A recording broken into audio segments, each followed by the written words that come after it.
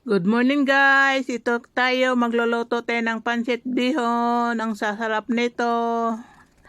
Kumusta naman kayo? Sana ma-enjoy niyo yung papanood sa aking video. Ito ang sarap nito guys oh. Tingnan mo. Ganyan lang ang pagluluto ng pansit bihon. Natawag niyan halo ba? May bihon, may pansit, pinaghalo. Bami ang tawag sa amin yan. Sarap niyan. Kayo ba ganyan? Ayan, may chicken tayo. Marinate natin yung chicken. Tapos ilagay natin sa air fryer. 7 up ang pang-marinate natin. Tapos lagyan natin ng green grass tanlad sa Bisaya at saka onion sa loob. I-marinate natin yan ng 2 oras.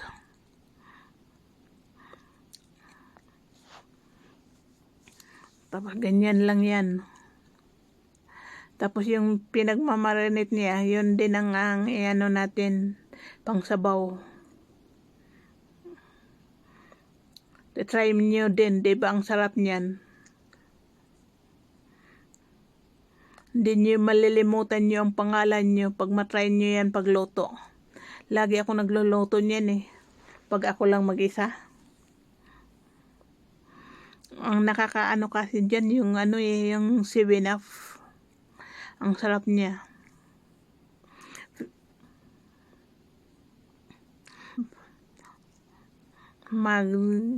Jamming muna tayo kasama ang ating mga pamilya.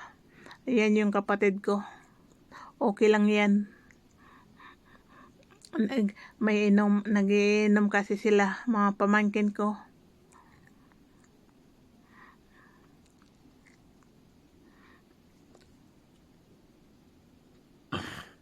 Kaysa doon sa iba sila dyan na lang sa bakanting lupa natin. Dyan na lang sila mag-party. Magsayaw-sayaw kahit wala pang gulo. Dyan na lang. Makontrol pa nila yung sarili nila. Papawis lang ba? Papawis. Yan, nagpapawis lang yan sila. Dahil daming nainom. Mga pamangkin ko yan at yung lalaki na yan kapatid ko. Kala mo kung gabi na. Uwi na, kanina pa yan silang tanghali nagiinuman.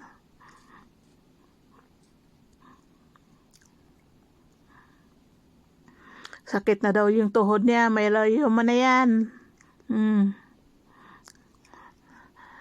Okay, kaysa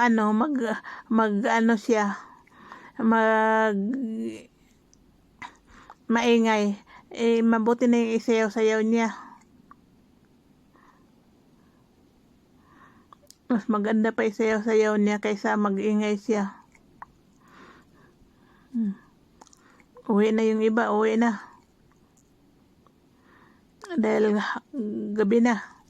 Kita niyo madilim na. Pero hindi pa rin yan sila nagtatapos dyan. Hanggang gabi pa yan. Ginawa na nilang disco. Diyan na sila ng music dyan. Diyan na sila hindi na sila pumunta sa diskohan. Ang iba dyan na pumunta. Dyan na sila nagsayawan. Nilalagyan na yan ng malaking ilaw. Pero dyan na lang sila magsayawan. Hindi na pupunta. Mag-i-enjoy na lang sila dyan. Total mga pinsan lang naman yan sila lahat. Walang nakahalo dyan. Nung gabi na may nakahalo na. Pero ngayon magpinsan lang sila yan lahat. Kapatid na anak ng kapatid kong babae, anak ng kapatid kong lalaki. Ayan. Wala kang maano dyan.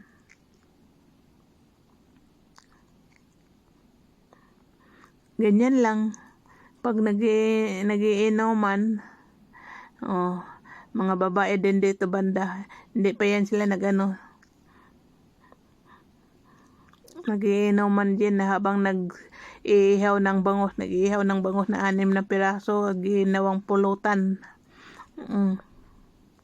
Busog yan sila, busog. Tapos pagkagabi niyan, nagsabaw ng bangus pa rin dahil ang iba yan, nagsusuka na, kakalasingan yung mga babae. Ganyan lang. Tapos ito, gumawa tayo ng mango float. Dapat mango float, ano yan, anong tawag nun? Honey mango cake, nagawang mango float dahil yung ano natin di na yung cream di na buo, kaya ginaganon, bumili na lang tayo ng biskwit. Nilagyan na lang natin ng biskwit yan. Pang merienda ba? Dapat mango honey cake yan. Wala, hindi na buo yung kahit anong gawin ko, hindi talaga, kaya ginawa na lang pang na lang ba? Dahil sayang naman. Hindi kasi lumapot, malabnaw. Kaya okay na yung ganyan. Lagyan na lang ng biskwit. Ganyan ang buhay namin sa probinsya. Pag may pera ka, makagawa ka ng kahit anong gusto mo. Ayun, nag-iihaw kami dito. Laham yan ang inihaw ko at saka chicken. Dahil hindi naman ako kumakain ng chicken.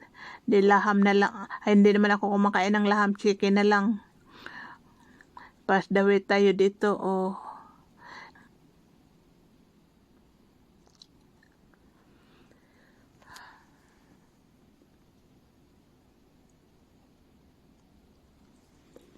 Ganda lang ng view dito, Kita niyo yan? Ganyan lang view dito.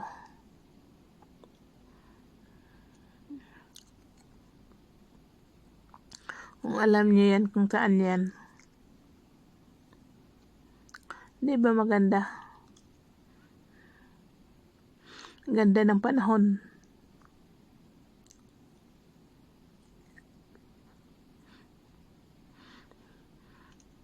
Mamasyal. Lalo na pag hindi masyadong mainit.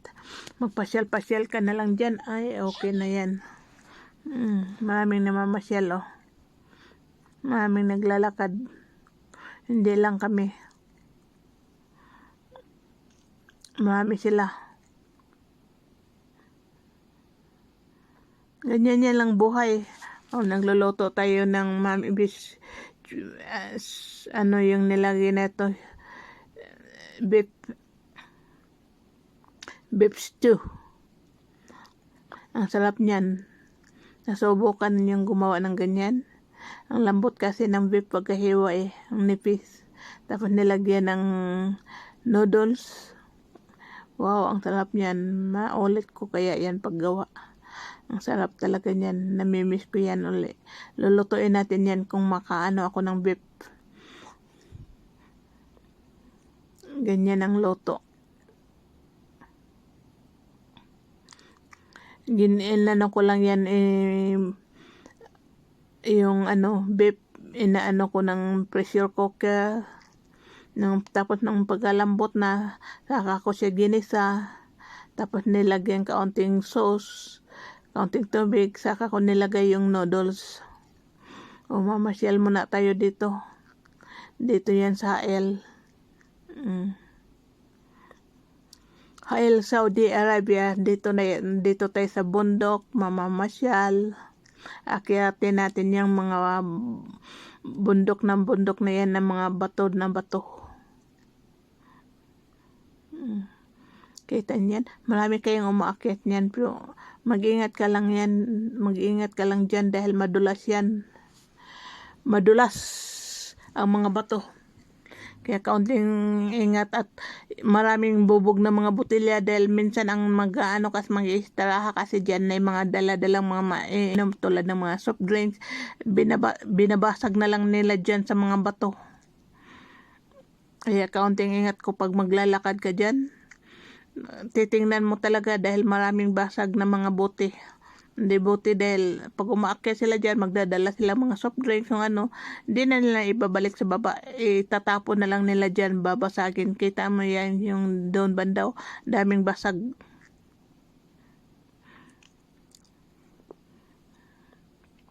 Pag umulan dito, yan dyan, yung istirahan na yan, baha yan.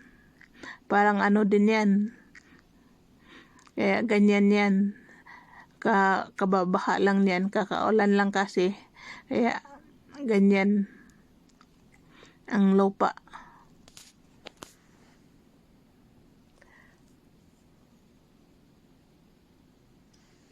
Kaya may mga bakod-bakod na dahil kanya-kanya may ari-ari na yan. Di ba, binakuran na yung sa kanya. Yung doon banda, may bakod din. Kanya-kanya na silang bakod para di makuha sa iba.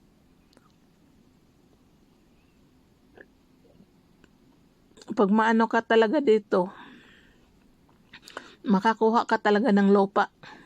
Pero yung lalaki talaga ng mga bato, ano mo na talaga. Tapos lagyan mo ng istiraha, tapos parintahan mo. Nag-rent lang kami ngayon dyan eh. Ang tawag dyan, istiraha. Hindi amin yan. Okay. Nasa ano. Okay, thank you for watching. Ingat kayo lagi. Mga kababayan ko, please like and share, subscribe na rin. And please leave your comment kung nagustuhan ninyo ang video ko. Ingat. Bye-bye. God bless.